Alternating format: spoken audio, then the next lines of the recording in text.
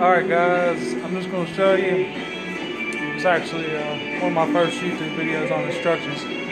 But the reason I had to post this is there's so many people out there.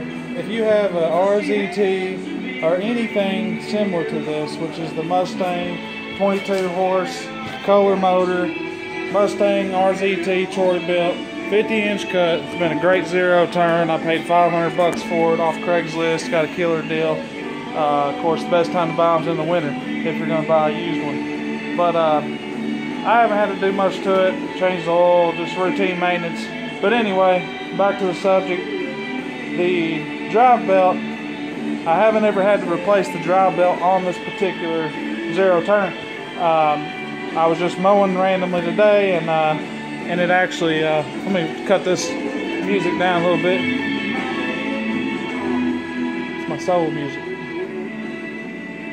Alright, but anyway, like I was saying, as you can see, right here is the old belt. Typically, that's what happens. I mean, you'll probably see your belt probably won't be this bad. I shouldn't have let it get this bad, but, you know, if you ever smell something smoking or burning, you better stop and just go ahead and, you know, realize that you got a belt burning up. And it could be one of the pulleys locking up. Anytime you replace your belt, you want to check your pulleys. You want to check, make sure everything's got free spin. You know, because of course those do have, you know, bearings probably. You know, I'm not no mower genius, but you know, it's just common sense when you replace the belt. Make sure all your pulleys are turning freely, because the last thing you want to do is get your new belt on and then it burn up too. So basically, here's the main reason I wanted to make this, because all these idiots out there posting that you got to take the spark plug out and put a rope in the spark plug hole, and you got to take all this off, and you got to drop the whole deck, and you got to do this and that. Let me tell you something, brothers. It's literally, I mean, I could do this in 3 minutes, and I'm going to show you how. So, all right. If you get under here, of course, y'all's might not be as simple as this. But and yeah, that's actually a LED light that's supposed to be for a truck or a four-wheeler, and I turned it into a work light. But anyway, you can see right here. I'm gonna flip this around. I'm gonna try to make this as quick as I can, because I know people don't like to hear babbling when they're trying to fix something. I'm trying to make it under 5 minutes here. Okay, where's my flip thing? It's not letting me flip it. Well, okay, it's not going to let me flip it.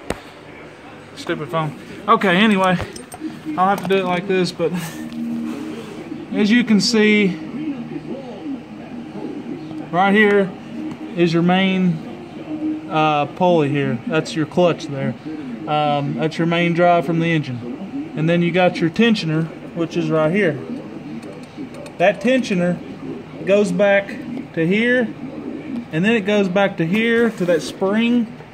And you see this spring, how it follows right here?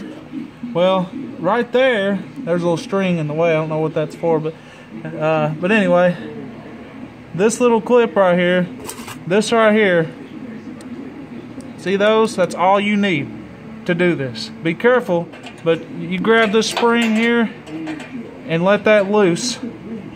Let that spring loose. And then after you let that spring loose, it's going to let this tensioner loose. Well, when you let that tensioner loose, that's going to allow you to move that tensioner to the left, and then you can take your old belt, slide it right off without even having to cut it.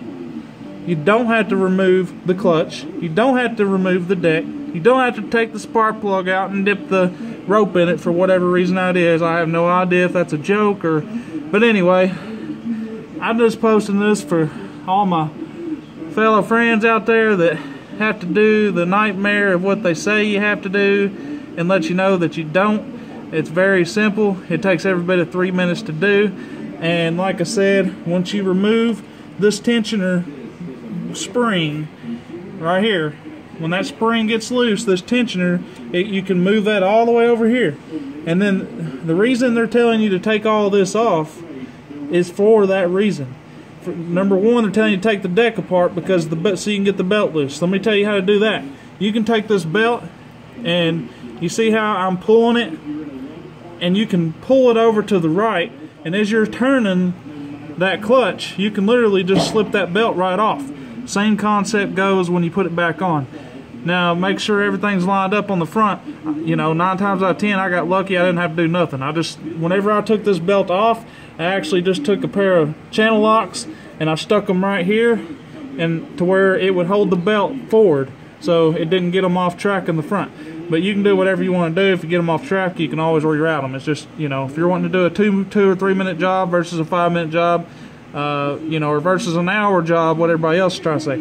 But my point is, all you gotta do is take this, you know, take this belt, just, you know, just like I'm doing there, except you just keep, I'm not gonna take it off again, but, you know, you see how you can just take that and, you know, but you just slide that off. That belt will slide off. You can set it down or do like I said, and then after you get that off, you're gonna notice with this tensioner being on, that belt, this top belt, your drive belt, is not going to slide out of here. It's not going to slide through this crack, because you can do this and you can move the clutch or whatever. It's not going to slide through this crack right here. It will not get through there for nothing. That's why the whole point of this. But all you got to do is take that spring loose. That'll move this out of the way. Then you can take your belt off. You can slide your new one on, and then of course you can see back there, I don't know if you can see or not, but you got your, you know, pulley back here for one wheel, one joystick, hydraulic, and then you got your pulley on the other side that, you know, it wraps around for the other joystick, hydraulic. So, and remember that the way this routes, you know, it goes around the tensioner pulley there. So that's pretty much it. If anybody's got any questions or anything, I'm hoping I covered everything. You don't have to unplug anything. So, I mean, you can disconnect the battery if you want to, but you know, I don't think there's any reasoning to have to disconnect the battery. But like I said, that's my first video, and I just wanted to post that because I've looked and looked and looked, and half the video as I see, it doesn't show anything. He's just like, yeah, this is what I did, and he doesn't even get under there and show you what he did. And half of them are showing that it takes 30 minutes to an hour just to do the video. You know, that's ridiculous. But anyways, guys, my name's Brandon Thomas, and like I said, if you have any questions, just comment below, and follow me for more videos. I'll be posting more as far as like regular maintenance, and of course, hopefully I don't have any more issues, but if I do, I'll be posting them up for you guys. So just click follow below, and like my video if you liked everything. If you have any questions, please feel free to just comment below, and I'd be happy to answer.